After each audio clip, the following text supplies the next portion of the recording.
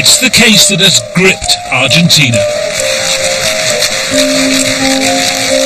Alberto Nisman was a special prosecutor investigating the country's worst terror attack. Hours before he was due to testify in Congress, he was found dead at his luxury flat. Suicide or murder? After weeks without answers, I've come here to try and piece together Alberto Nisman's final hours and ask the question, who may have wanted him dead? His ex-wife spoke to us in an exclusive interview. No me represento para nada que él hubiera tomado una decisión de poner fin a su vida. And we questioned the man who may have been the last to see him alive. Did he know you had a gun? Él me pregunta primero si yo tenía un arma y yo le dije que sí, y ahí me preguntó si yo se lo podía prestar. We look at the evidence and ask, who killed Alberto Nisman?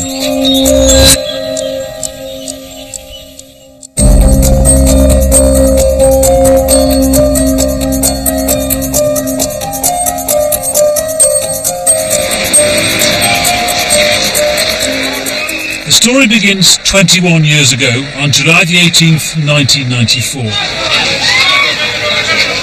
A massive bomb destroyed the AMIA, a Jewish community centre in Buenos Aires, killing 85 people.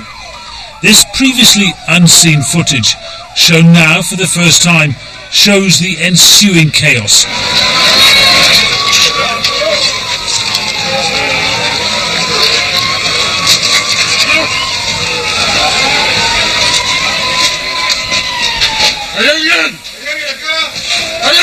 Rescuers ask, is anyone there?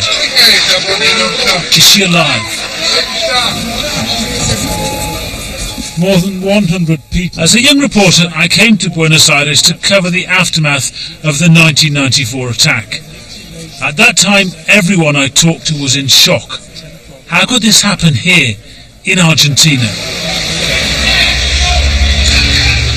Much of the evidence was lost or contaminated, either deliberately or through incompetence. No one has ever been convicted for the AMIA bombing. Alberto Nisman, a 51-year-old prosecutor, had spent almost 2 decades investigating who was behind the AMIA attack, trying to crack the case that no one else could solve. He was a meticulous, driven man, but he would never finish his task. Yo como mamá de sus hijas, que conviví 17 años con él. In an exclusive interview, Nisman's ex-wife described how he told their eldest daughter that the work he was doing was dangerous, but he had no choice. Le dice, yo vengo trabajando desde hace tiempo en algo muy importante, vos vas a estar muy orgullosa de mi trabajo, pero a veces los momentos en la vida no se eligen. At this luxury apartment complex in Buenos Aires, Alberto Nisman was preparing to deliver a damning report, accusing the Argentine government of being involved in covering up the worst terror attack in the country's history. But just hours before he was due to testify, Nisman was found dead here in his 13th floor apartment with a single gunshot wound to the head. Our investigation reveals new details about Nisman's final hours. We examine evidence from the crime scene and talk to key figures. Did the prosecutor kill himself? If not, was he murdered by someone close to him? Or could he have been the victim of a power struggle in Argentina's notorious secret services? How and why Alberto Nisman died is an intriguing but complex story, and one which may not end even once the official report is released. While working on the AMIA case, in recent months Nisman had embarked on a parallel inquiry which made him enemies at the highest level. His body was discovered hours before he was due to present this second report to Congress, in which he accused the government of plotting with Iran to cover up the AMIA bombing. Nisman trusted few people and often worked from his flat.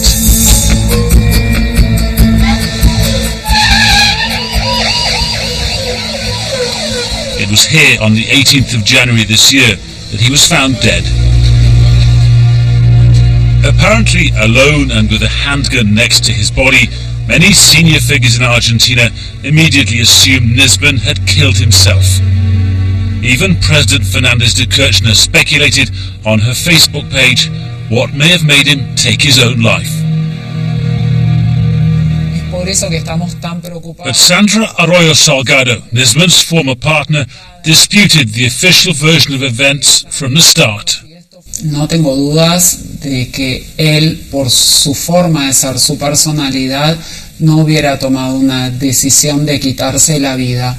Era una persona que era sumamente cuidadosa en sus temas médicos. Tenía mucho temor de morir joven. Ahora cuando me dicen que fue encontrado muerto y había un arma en el lugar, en ese mismo momento no tenía dudas de que lo habían matado.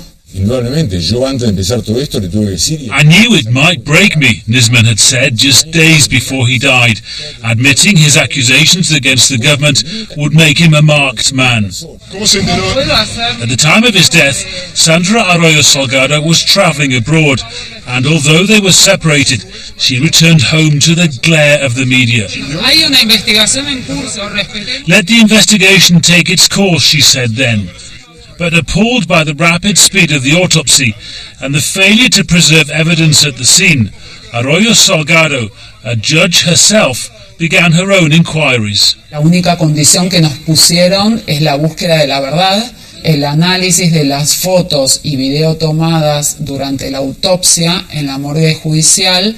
Ellos arribaron a una conclusión que descarta con certeza que esta muerte violenta haya sido accidental y también descarta la modalidad suicida. Official images obtained by the BBC point to a shocking lapse of protocol and procedure at the flat where Nisman died. Several people walking all over the scene and evidence improperly collected.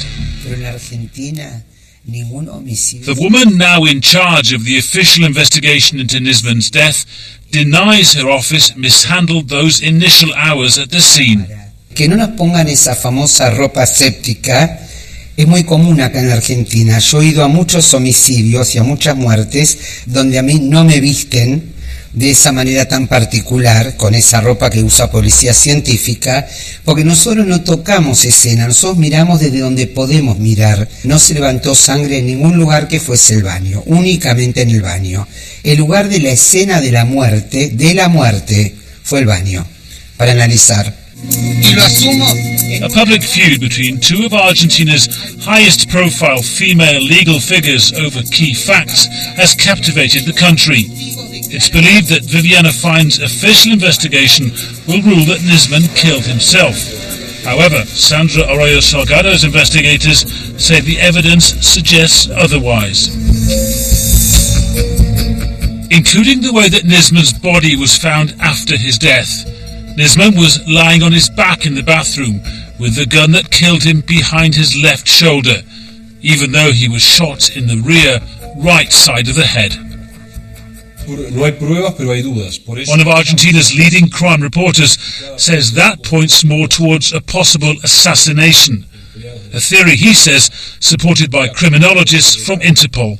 Lo más lógico hubiera sido que si él hace un disparo, el arma hubiera caído o hubiera sido tirada hacia otro lugar, pero es difícil que el arma haga esta trayectoria.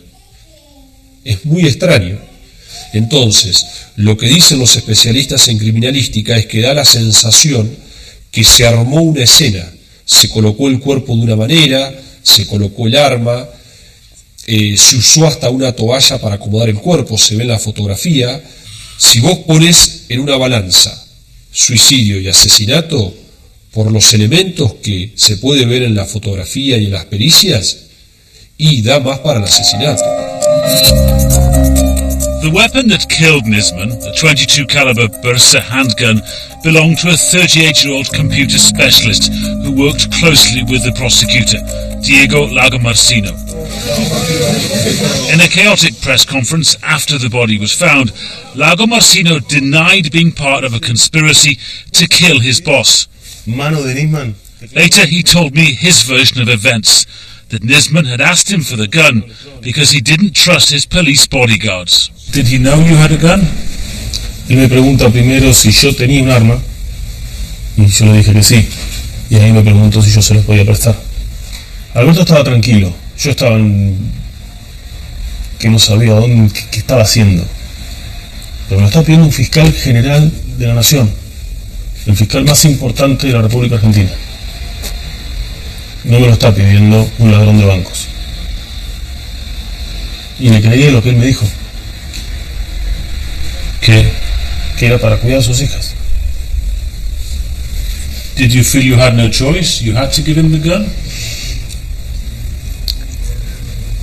No hubo opción. Alberto era muy difícil decirle que no. You seem quite angry. I mean, is that a fair reflection? Es que cuando me apuntan a mí para buscar un responsable o un culpable, se están equivocando en el foco, porque yo sé que yo no fui. Yo sé, a lo mejor no te puedo convencer a vos por mil cosas, pero yo sé que yo no fui. Entonces si buscan en mí, no están buscando la verdad. Lagomarsino says he took the gun to Nisman's apartment on the Saturday evening and then left. Sandra Arroyo Salgado says her investigators concluded that Nisman actually died on the same Saturday night. It all comes down to what happened in those critical 24 hours between when Lagomarsino says he gave Nisman the gun and when the body was found on the Sunday night. One important key to that period is the apparent lack of communication from Nisman after Saturday evening, rare for such a busy and work-obsessed man. Siento que la data de la muerte es el momento en que él dejó de hablar por teléfono, porque era una persona que, como dije, estaba en permanente contacto telefónico. Therefore, what you're saying is if Alberto had been alive on Sunday morning, he would have been active, he would have been phoning people, he would have been contacting people.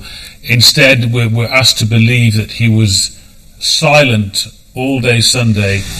Es impensado que él no hablara durante esa cantidad de horas.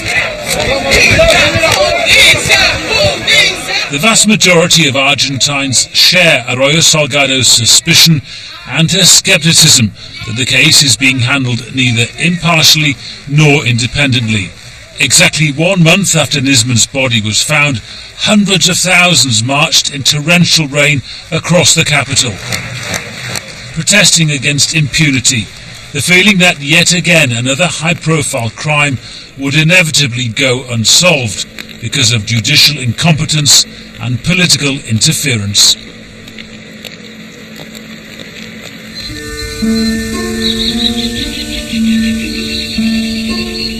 Alberto Nisman was laid to rest in a quiet corner of the Tablada cemetery, his grave piled high with stones of remembrance. Our investigation revealed that Nisman was walking a fine line in his work on the Amia case and his accusations against the government.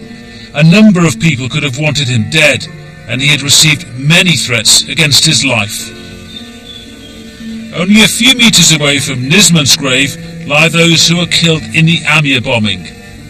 They were victims of an attack on one of the largest Jewish communities outside Israel, and Alberto Nisman believed their memories were being betrayed by the Argentine government. 21 years later, a huge amount of evidence has been amassed. Interviews, witness statements and wiretaps. Alberto Nisman spent 17 years working on this case. It was his life's work. 500,000 files and audio tapes gathering dust in a government warehouse. Escuchas, the Spanish word for wiretaps. This was among the evidence that in 2006 led Nisman to formally accuse Iran and its ally Hezbollah of being behind the Amia attack. So when Argentina signed a deal with Iran in 2013, establishing a truth commission, ostensibly to start a joint investigation into the bombing, Nisman couldn't contain his anger. He felt betrayed and accused President Fernández de Kirchner of acting unconstitutionally and illegally interfering in the judicial process. It was then, in a move that may have cost him his life, that he began the secret parallel investigation, alleging the government was part of an elaborate cover-up. Argentina's combative leader was having none of it. In the weeks after Nisman's death, she showed little public sympathy for the dead prosecutor's family and was accused of rallying her own supporters to exacerbate the already deep divisions in Argentine society. She dismissed Nisman's conclusions that she and her foreign minister Hector Timerman had illegally cooked up the deal with Iran to benefit Argentina financially. Foreign Minister Timerman, who like Nisman is Jewish, told me it was inconceivable that he would betray the memories of those who died in the Amia bombing. Although Nisman had even drafted an order of arrest for Timerman and the president, the foreign minister said Nisman's allegations of a cover-up were baseless, and the idea of arresting the president has already been rejected by the courts. You say that in this case you have done nothing wrong, neither you or the president. Nothing at all. On the contrary, we did more than any other government in order to find out who committed the terrible crime against the Jewish center. More than any other government. We know from leaked documents that Nisman was a regular visitor to the US Embassy in Buenos Aires. He saw secret intelligence briefings that probably influenced his investigation into the Amia bombing. He's also believed to have had close links with the Israeli Mossad. After Nisman died, Hector Timerman sent open letters to Washington and Israel, warning them to back off the internal affairs of Argentina. I think that there are countries whose intelligence services operate in third countries without the authorization of those countries. What I'm saying in my letter is just telling them that if they are doing that, they should stop. Is this all coincidental? I mean, are you sending these warning letters to the Americans and the Israelis because of what we've learned from the Nisman case? That's something I prefer not to answer. If I can push you slightly differently, I mean, do you have evidence that there were foreign agencies at work? Do we know that? We don't send letters without evidence.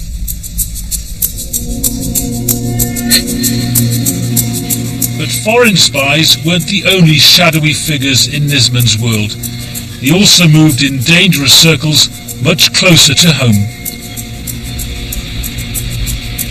From its headquarters overlooking the presidential palace, some say this is the real seat of power, Argentina's internal intelligence agency. For decades, its operations director was Antonio Jaime Stiuso, a man so elusive that only one known picture of him exists. He worked closely with Alberto Nisman on the Amia case, feeding him wiretaps and other sensitive information. After Stiuso was suddenly sacked by the president in December, one possible theory is that Nisman could have been the victim of a power struggle between the government and an intelligence service not used to being challenged. The only person who can request to change this... Argentine judge and international war crimes prosecutor Luis Moreno Ocampo says the power still wielded by military-era spies has compromised the independence of the judicial system where Nisman worked. In the 70s, between 70s and 80, our intelligence system was part of the massive atrocities committed by the dictatorship. This is over. Stop it, and we prosecute the junta leader for that. The Nisman case exposed that democratic government did not change the functioning of the intelligence system. Yes, they are no more committing massive atrocities, but the intelligence system is used to manage money for political purposes, to spy opposition members, and to control judges and prosecutors that want to investigate the government. So that's what we have here. And Nisman case exposed that. Nisman was using the intelligence services, but he was also being used by them. Could this be the reason that he died? In a city full of secrets and suspicions, the one person who got really close to the prosecutor and allegedly gave him the gun was IT specialist Diego Lagomarsino. But was he also an intelligence agent? And, as some have alleged, did he have a role in Nisman's death? No tuve nada que ver con eso. No, Lagomarsino told me emphatically. His job was merely to look after the prosecutor's computer needs. Tengo de mi lado la verdad, que sé que yo no fui. Y eso me sobra. Dios sabe que yo no fui. Yo sé que yo no fui. Y se va a probar. Más allá que haya muchas pruebas que ya me sacan del medio.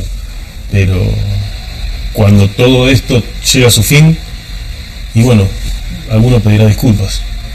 Y obviamente se las aceptaré. Alleging that Nisman was fond of the high life, government ministers and insiders have gone to extraordinary lengths since the prosecutor died to sully his character, accusing him of being a womanizer and of even misappropriating funds from his office.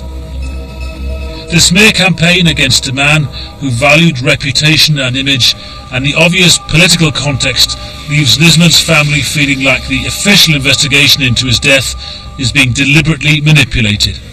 Did you feel there was an attempt by the state, by the authorities, to control things from the very start and to leave you as a family outside? Es como que la autoridad judicial y las autoridades que dirigen las fuerzas de seguridad no tuvieron en cuenta que Alberto es encontrado muerto a 4 días de haber hecho una denuncia contra la presidenta de la Nación, el canciller, nada más ni nada menos que por un posible encubrimiento de un atentado terrorista que cobró la vida de 85 personas. Alberto Nisman never got here to Congress to deliver his controversial report. It was criticised by many, but those who knew Nisman say he was convinced by the veracity of his work and was certainly not suicidal. But he is dead, and by the end of the year Argentina will have elected a new president and a different Congress. For the families of Alberto Nisman and the victims of the AMIA bombing, hope is fading with time. To come back here 2 decades after the AMIA bombing and see such little progress is galling, and suggests that Argentina's transformation to a fully functioning democracy is not yet complete. That the system has also failed a man who dedicated his life to investigating the AMIA bombing is a tragedy. The official investigation has still to rule on the cause of death, but few people here now believe this was a case of suicide. A complete loss of faith in that system means we may never know who killed Alberto Nisman.